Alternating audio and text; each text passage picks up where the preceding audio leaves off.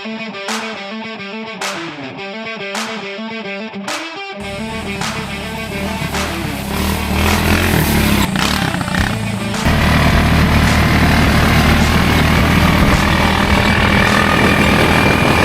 still down this dodgy little road trying to get to Uncle Neo's. Probably wouldn't even call it a road, to be honest. Does that look like a road to you guys? Believe it or not, I actually used to be able to get the van down here. I don't know how, because when we first moved here we didn't have any water at all and we didn't have any place to get it. So we actually had to drive down here and get it from the natural spring down the bottom, which I'll show you guys. But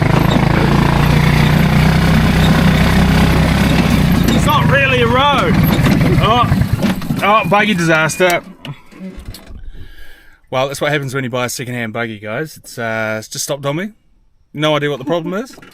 Don't actually care. I'm sure I'll figure it out. Bouncing.